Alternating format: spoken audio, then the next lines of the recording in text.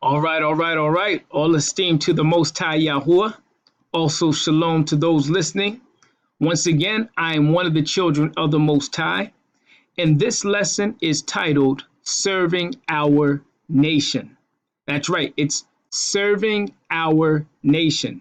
And this is actually the reloaded version because I did have an original recording up with this lesson. However, I'm replacing it with this one because I realized that the original version was missing quite a few key important points. And so I'm going to include those points in this recording. Now, of course, this is another segment of the I-820 series, or the Isaiah chapter 8, verse 20 series, where I've been going into the law of our people. That's right, going into the law of those of us who are being called Negroes today. Those of us who have woken up to our true identity and are now finding that we are indeed the bloodline descendants of the 12 tribes of YASHARALYM. So that means we are the people referred to as Israelites in Scripture, the promised chosen seed of Abraham, Ishak, and Jacob, or Abraham, Isaac, and Jacob. And so because many of us have been waking up to our true identity, we have also started to return back to our heritage. And part of that return to our heritage, of course, is us returning to an awareness of what the covenant is that our people have as it was established with us by the Most High Yahuwah, our Almighty Creator. And so as we return to the covenant, we have to acknowledge the law that is tied to our covenant. And so in this series, we've been going into different laws that are attached to our covenant so that we can get the wisdom and understanding that the Most High Yahuwah communicated to our people and what he requires for us as his chosen people. And so in this segment, we're going to deal with a law pertaining to rulership among our people. Actually, a law also dealing with servanthood among our people. Now, one thing that I definitely want to make note of is that when we look at the scriptures, and specifically when we look at the first 5 books, Genesis, Exodus, Leviticus, Numbers, and Deuteronomy, known as the Pentateuch, the books of Masha, or the books of Moshe, or the books of Moses, right? One thing we need to make note of is that all of the law that we find within the Pentateuch should be looked at as nation-building laws. That's right, they are nation-building laws. We've got to always remember that the Most High Yahuwah told Abraham that he was going to make a great nation of him. And so, of course, every nation that thrives has to have great laws supporting it. In fact, you go anywhere on this planet, you will find that every single nation has a set of laws that are meant to protect that nation. And so YASHARAL is no different. We were given laws to protect our nation. In fact, we have laws that came from the best possible source to get laws. In fact, if we actually live by the wisdom and understanding that the Most High Yahuwah has given us through these laws, we will actually bear the fruit of righteousness that the Most High Yahuwah has actually been calling us to bring forth. So, to start looking at this law, let's go to Rigor, or Leviticus chapter 25, and look at verses 38 through 40. In fact, in verse 38, we hear the Most High Yahuwah say, I am Yahuwah, your mighty one, which brought you forth out of the land of Egypt, to give you the land of Canaan, and to be your mighty one. And if thy brother that dwells by thee be waxen poor, and be sold unto thee, thou shalt not compel him to serve as a bondservant, but as a hired servant, and as a sojourner he shall be with you, and shall serve thee until the year of Yobel, or Jubilee. Now, to sum up what's being said here, the Most High Yahuwah is saying, look, I am your mighty one. I brought you out of Egypt, and I'm bringing you, or I'm giving you the land of Canaan. If you have a brother that lives by you and he becomes poor and he ends up being sold unto you, You shall not compel him to serve as a bondservant or a slave, but rather as a hired servant or as a sojourner, someone who is living among you, is how he shall be treated. And he shall serve you until that year of Yobel or Jubilee approaches. So, as you can see, the Most High Yahuwah is clearly just saying that our people are not to make slaves of one another. Now, if you are to ask the question, well, where did our people get their slaves from? Then you would go down to verses 44 through 46. And there you'll actually get the answer, because the Most High Yahuwah says this. He says, both thy bondmen and thy bondsmaids, which thou shalt have, shall be of the heathen that are round about you, and of them shall you buy bondmen and bondsmaids. Moreover, of the children of the strangers that do sojourn among you, of them shall you buy. So, very clearly, the Most High Yahuwah is telling us that if we were to get slaves, we would get them from the other nations that lived amongst us or around us. And so when we did that, the Most High then said, and of their families that are with you, which they begat in your land, and they shall be your possession. And ye shall take them as an inheritance for your children after you, to inherit them for a possession. They shall be your bondmen forever. Stop there for a second. We already see that the Most High Yahuwah is letting us know where we can get these slaves from, or these bondsmen and bondsmaids from. But then he goes on to say this. He says, but over your brethren, the children of YASHARALIYM, you shall not rule one over another with rigor. Now, we need to take that last part really slowly and pay attention to what's being said, because there's some words that sometimes we just have learned to read past. Notice it says, but over your brethren. Now, let's look at that word brethren, because it's defined by the next few words after it. It says, but over your brethren, the children of YASHARAL. So we see that brethren are defined as the people of our own nation. So the children of YASHARAL are considered to be our brethren, those who are from our nation. In fact, it's like we do today, how we call each other brother. Wherever we're at, there are different points where we refer to each other as brother. At least those of us who still show some honor and respect for those other members of our nation. However, something that is important here is that it once again says we shall not rule one over another with rigor. Now, this is the second time that we've come across this word rigor in reading this law pertaining to rulership and servanthood. And so it's an important thing that we go ahead and look at what the definition of this word rigor actually is. Now, in short, the definition of rigor deals with harshness or strictness or something being demanding. And so we are not to be harsh, strict, or demanding over our brother. In fact, a good word to sum it up is we are not to be oppressive over our brethren. In fact, if you were to read Leviticus chapter 25, verse 17, you'd see that indeed the Most High Yahuwah commanded that we are not to oppress one another. So that is definitely within the spirit of this law that the Most High gave us. Now, we can ask the question, why are we being told not to rule over our brother with rigor? But I think one simple answer to that is, of course, these laws are nation-building laws. And so if these laws are nation-building laws, we should consider that if we're ruling over one another with rigor, or we're treating each other in an oppressive way, we don't need enemies because we're being our worst enemy at that point. So we're destroying our own nation. And so that's one reason. But let's actually look at the reason that the Most High Yahuwah has put forth in the law.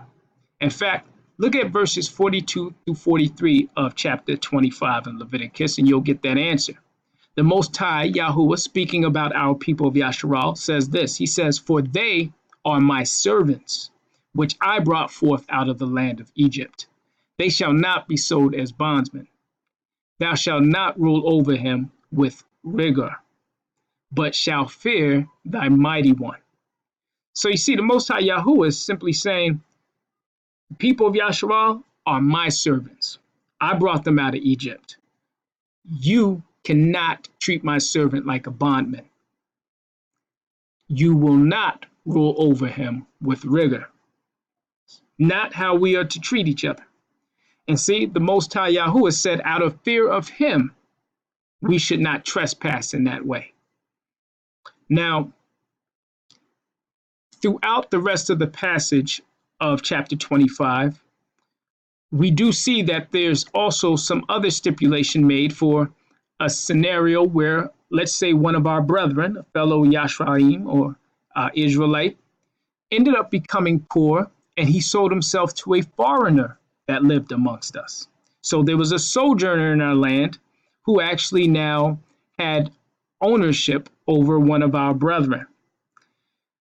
The way we were to deal with that, and you'll find this in verses 45 through, let's say, about maybe 50 or so, you'll see that we're told that if that happened to one of our brethren and he was sold to a foreigner, that it was one of the things that we should do by going and redeeming our brother back. So buying our brother back. In fact, this is what is known as the Kinsman Redeemer Law, where our people would go and actually buy back those of our people who were sold into slavery, but who could not free themselves. They didn't have, the means to secure their own freedom. And so the nearest kinsman would go and buy that person back, or anyone from our nation could do that if we had the means to. In fact, this is one of the laws that Yahusha HaMashiach, our Messiah, fulfilled in his very ministry to our people. He brought our people back from the debt or the bondage of sin. And so it's a very important law that we must be aware of, because it has to do once again with our nation. Buying back our nation, your family, your nearest kinsmen, your kinfolk. So those of our people, those of us being called Negroes today, this is our law.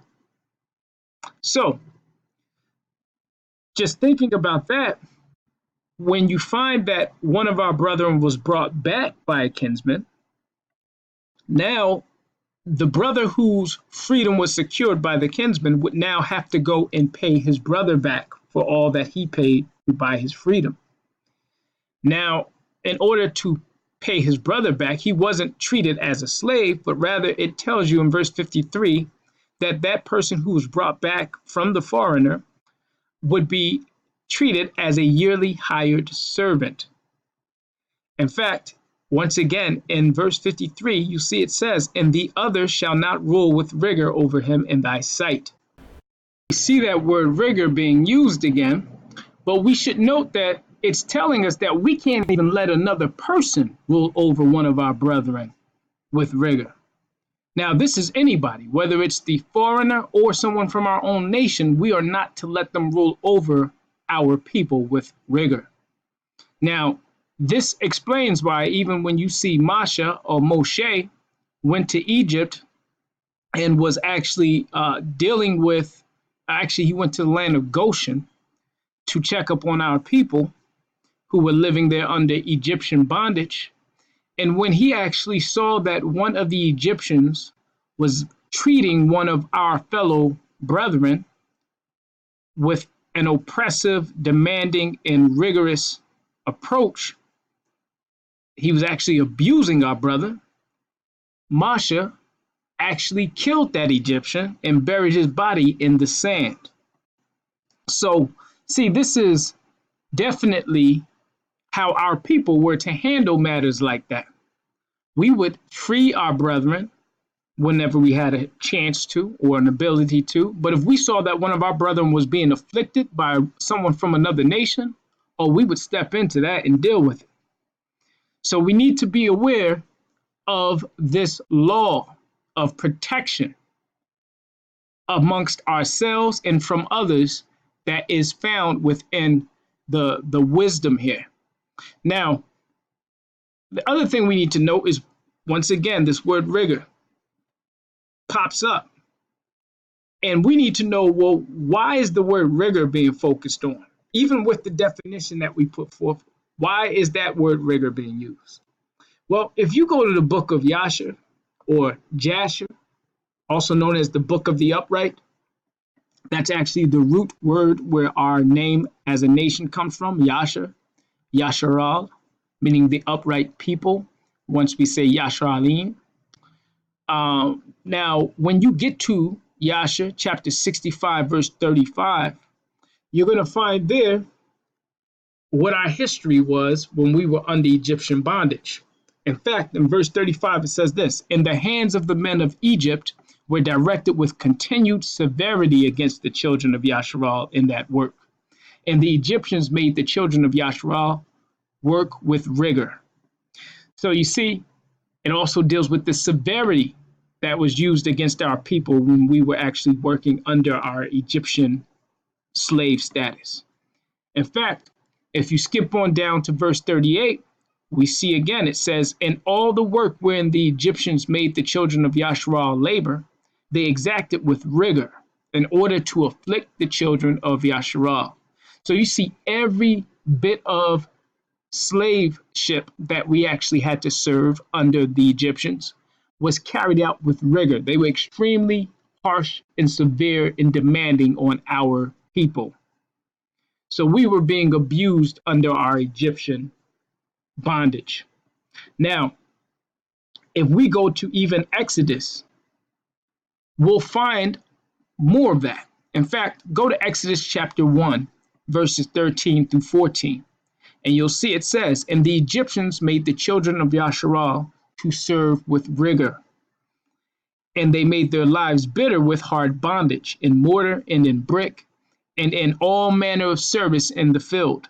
All their service wherein they made them serve was with rigor." So see, Exodus confirms what we just read in the book of Yasha. Now, also tied to this word rigor, I want us to go up to verse 11 of Exodus chapter 1. And we're going to see another word that we need to be able to tie into this whole concept that follows our people and our journey. In fact, it says in Exodus chapter 1, verse 11, "Therefore they," speaking of the Egyptians, "did set over them," speaking of Yasharal, "taskmasters to afflict them with their burdens." So see here, we're being told that the Egyptians put taskmasters or overseers over our people to afflict us with burdens. So we need to look at burdens and the fact that we were being afflicted by these burdens, meaning now we had heavy work on us. In fact, some of you may be familiar with the word massa. In fact, people often hear that word massa when they talk about how our ancestors would call slave masters that term. Now, what some people didn't realize was that that word massa is actually a Hebrew word. And so it wasn't that our ancestors were mispronouncing the term master. In fact, we knew exactly what we were saying. We were calling the slave master a burden by calling him massa instead of master. Now, this also happened with our ancestors in Egypt. There was a king named Merola, I believe it was, and instead of calling him Merola, our people called him King Merola, which actually has a different meaning. And so it had to do with bitterness because we were under bitter bondage at that time. And so we called the king instead by the name that sounded like his original name, but it actually meant something else in our language. And it had a description as to how we saw that king that was rolling over us with harshness, with rigor. So as you see, history repeats itself, and our people are doing the same things today that our ancestors did back then. Now, So seeing this, and being that we've dealt with the term of rigor, let's now jump into what Yahusha HaMashiach, our Messiah, actually taught on this law. Because see, it's one thing that we see the Most High Yahuwah lay down this law and put this before our people to actually practice and exercise amongst one another. But what many people don't realize is that this is actually a law that Yahusha also taught through when he did his ministry amongst our people before his death and resurrection. In fact, go to the book of Matthew or Matthew chapter 20, and you'll see in verse 24 there was a bit of a conflict stirring up between the brethren, the taught ones, the disciples who were following Yahusha. In fact, if you read a little bit earlier on in the passage, you find that one of the mothers of two of the disciples approaches Yahusha and asks him a favor.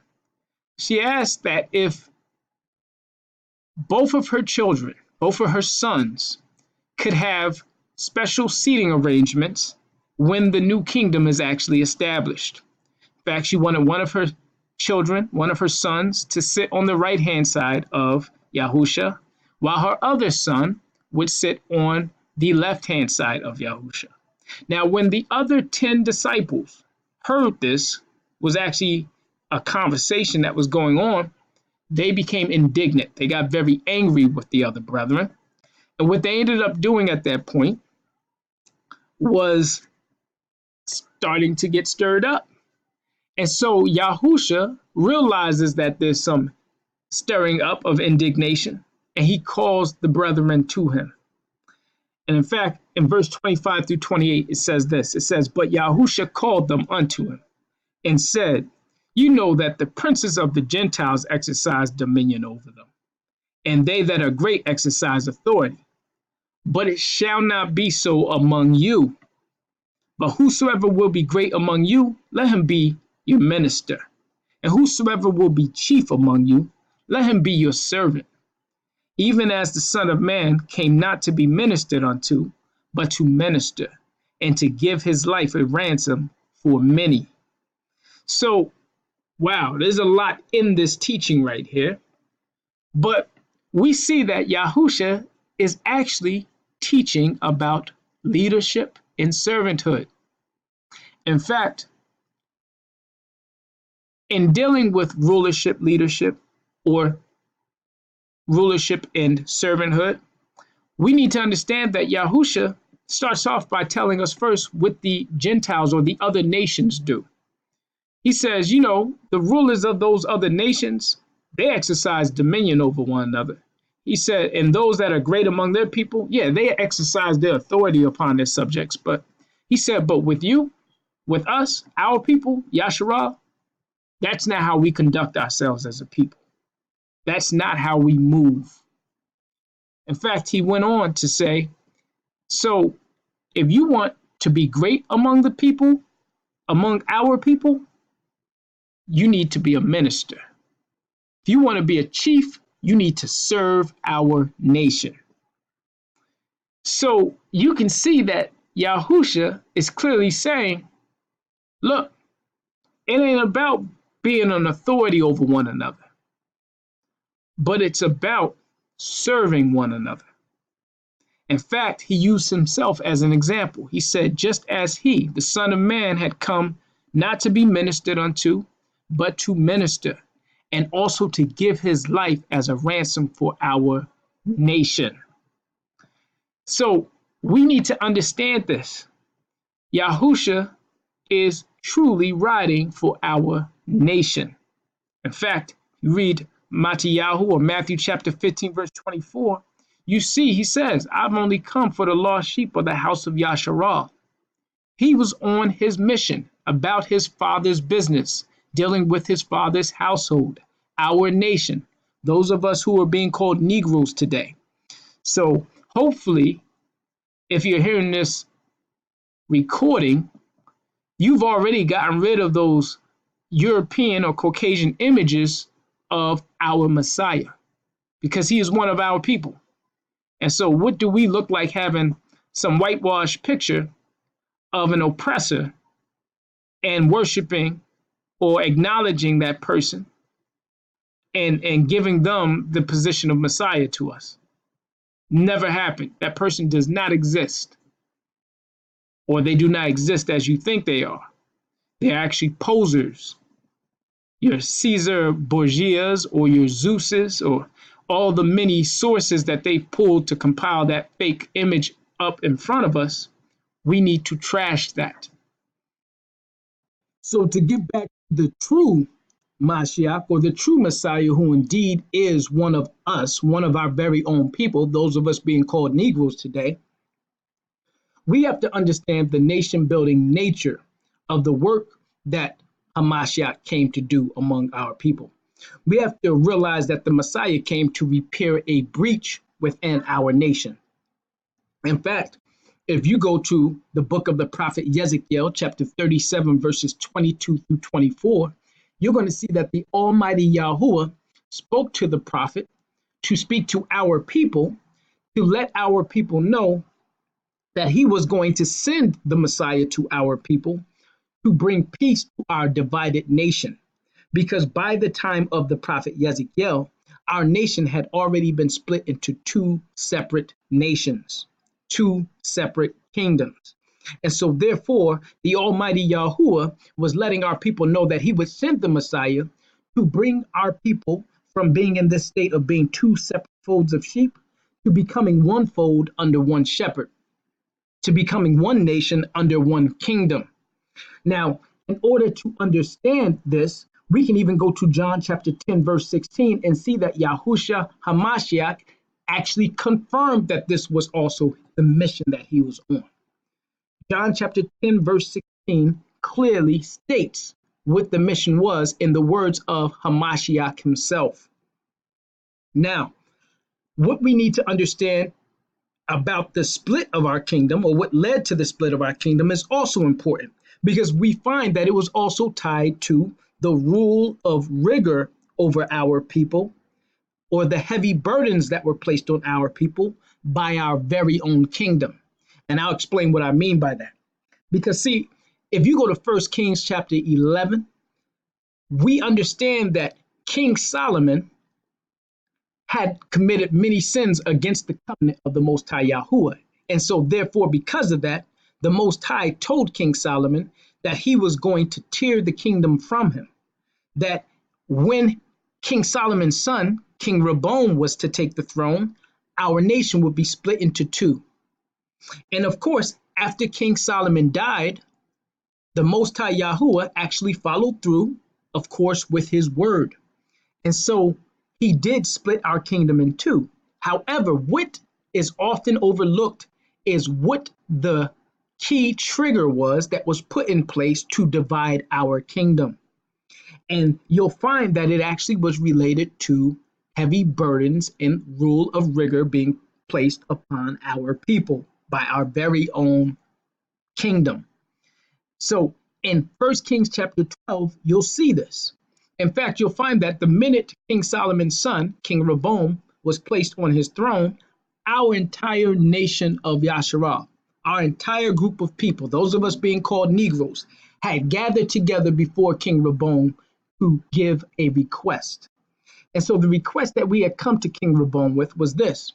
We had asked that he would actually lighten the load, to lighten the heavy yoke that was placed upon our people while his father was on the throne.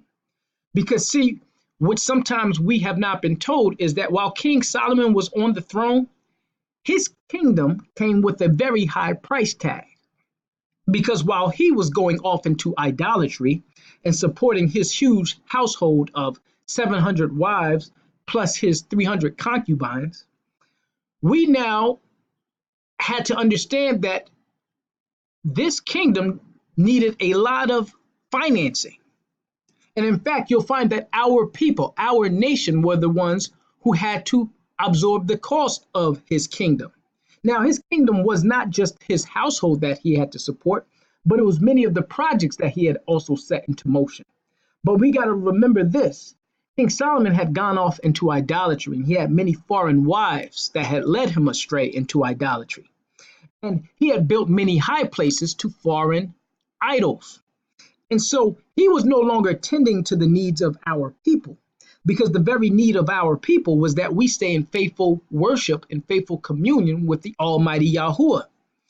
So the treason that was committed by King Solomon was also echoed in the lack of upkeep for our nation. And we have to understand this, because once we understand this truth, then we can also now see how when our people had approached King Rehoboam, we really needed him to give us the proper response by lightening our workloads and lightening that bondage that had been placed on our people. However, what you find is this, is that King Rehoboam had first gone to the council of our elders, the elders of our nation. And they had given him wise counsel, because they had given counsel that was in harmony with the law that the Most High Yahuwah gave us. In fact, the elders told King Rehoboam that he should be a servant unto our people, the same message that the Messiah gave to his disciples over 1,000 years later. So what they told King Rehoboam to do was to listen to the grievances of our nation, to listen to the grievances of our people, and to lighten our workloads. However, King Rehoboam did not take that counsel. Instead, he then went to consult with a group of his peers, the younger generation of our nation. And when he consulted with that group of our people, they told him that he should now threaten to become even more strict over our people and to place heavier bondage and heavier yokes upon our people. And so our people did not respond well to that, because that is the sinful counsel that King Rehoboam decided to go with. And when King Rehoboam threatened to place a heavier yoke upon our people, the tribes associated with what became known as the northern kingdom of our people, or the house of Ephraim of our people, ended up falling away from our kingdom, and they refused to serve King Rehoboam. And this is where our split then took place. So we have to understand that the rulership of Rigor and the heavy burdens being placed on our people by our very own kingdom was sinful and wicked, and it played a huge role in the divide that occurred thereafterward among our people. So, but back to the matter at hand, as you can see, Yahusha is indeed actually teaching us a bit further, because he's actually expounding on the law dealing with rulership and servanthood. But he's not just saying, you know what, refrain from dealing with your brother with rigor. He actually goes and says, serve your brother. Now, let's keep that in mind, because remember, Yahusha also used the word burden in his teaching to our people. There were times in his ministry where he said what? That we should go ahead and bring our burden to him, those of us who are heavy laden, and he would give us rest. Now, just to show you that he also was pulling that from our law, we've got to understand that he's dealing with, one, the Shabbat day, because we were to get rest and take rest from our burdens on Shabbat. But I also want us to acknowledge what's found in Exodus chapter 23, verse 5, where it says, if thou see the ass of him that hateth thee lying under his burden, and would forbear to help him, thou shalt surely help with him. So see, if we saw the beast of burden of one of our brethren struggling with carrying its burden, even if that brother had an issue with us, we should still go and help that brother. So see, we were still to help with that burden. Even though it's his beast of burden that was struggling with it, we need to go help that person. Even though that brother might have an issue with us, we still need to be help to him.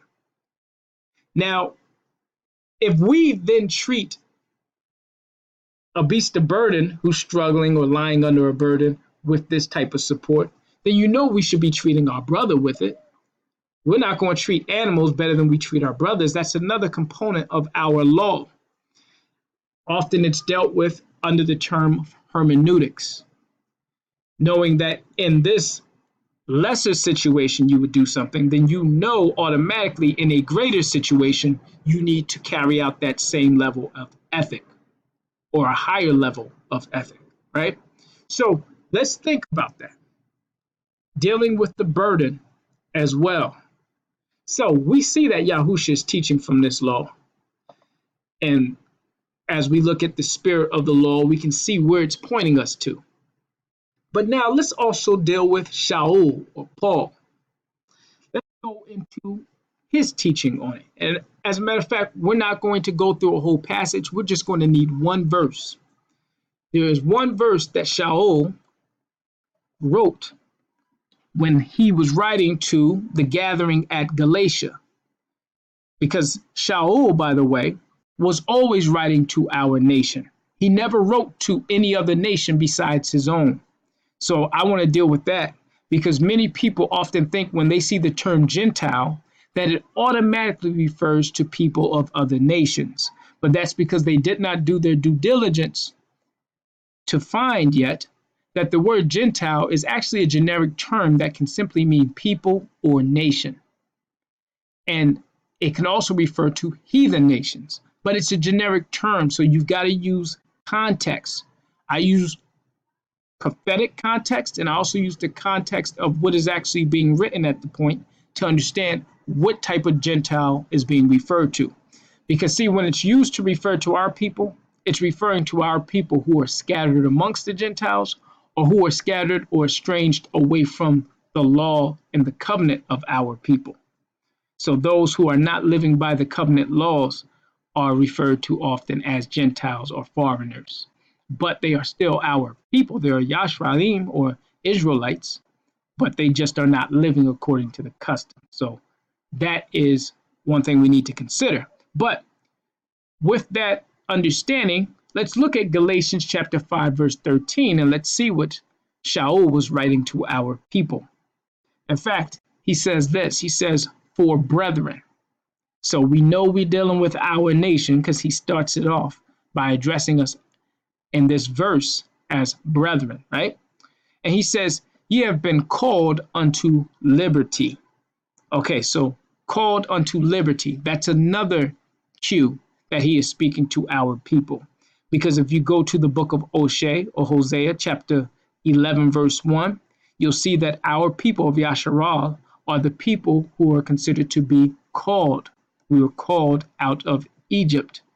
In fact, you want another witness to that, go to the book of Yeshayahu or Isaiah, chapter 48, verse 12. And you'll see there that the Most High declares that Jacob or Jacob, our people, are his called ones. So we see that at the beginning of this verse, but it goes on to say, only use not liberty for an occasion to the flesh, but by love serve one another. Now, we see SHA'UL is saying, look, yes, you've been called to liberty because our people indeed have been called to liberty. When we were brought out of Egypt back in the day, right? Our people were brought out of bondage to live freely. Now, what we were given to keep us free was the law that the Most High Yahuwah gave our people to live by, gave us the keys to securing freedom. However, because we did not keep those laws, we fell right back into bondage, and we are in Egypt again. Now, Egypt, not meaning that specific geographic location that people call Egypt, but when we say Egypt, Egypt was actually translated from the word Mitzrayim. So the Abri or Hebrew word Mitzrayim actually means bondage or house of bondage. And so when you hear the word Egypt, it was translated from, or it was actually the word that was put to replace that. And so therefore, we are in our second Egypt, the one that was described in Dabarim or Deuteronomy chapter 28, verses 68. We have returned to Egypt. And so therefore, in order to understand that we are now called again to liberty by going back to the laws, the heritage that the Most High Yahuwah gave us to live by, Then it goes on to say, but by love serve one another. So see, we know that whenever we see the word love, according to the definition found within Scripture, the word love deals with us actually keeping the commandments that the Most High Yahuwah gave our people to live by. Because see, all of his laws and commandments are geared towards showing us how to love him and also to love our people. Now, it says to serve one another in that way.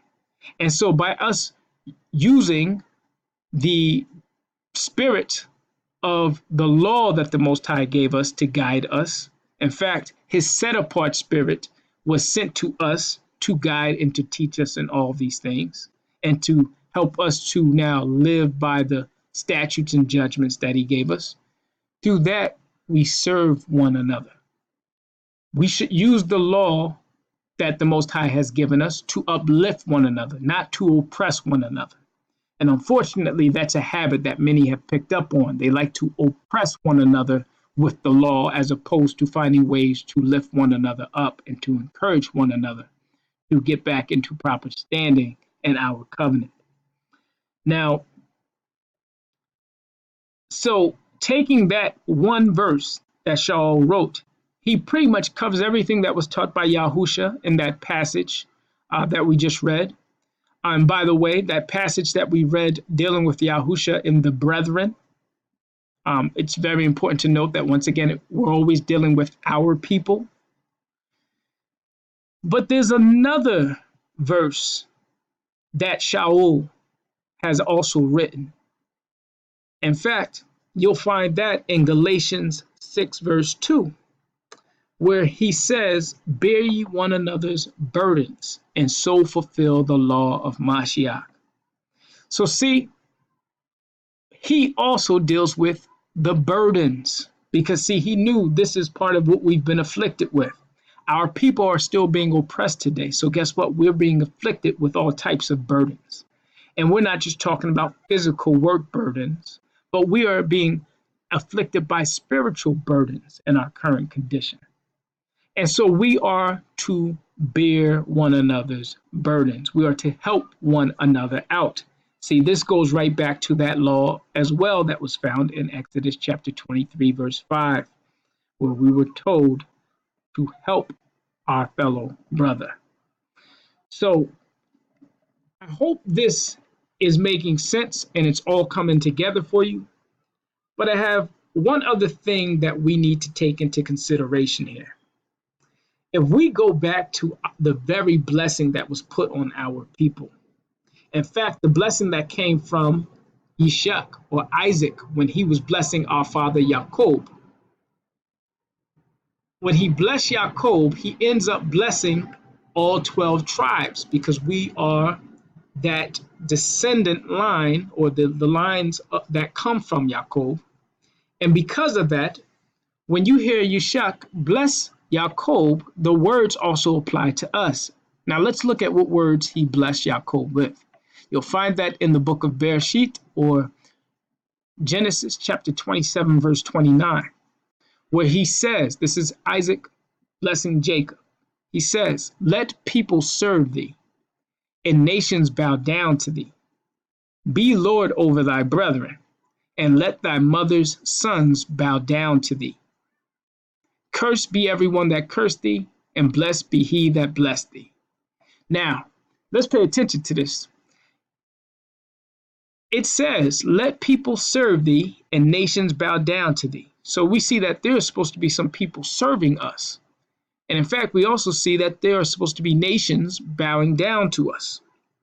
But then it goes on to say, be Lord over thy brethren.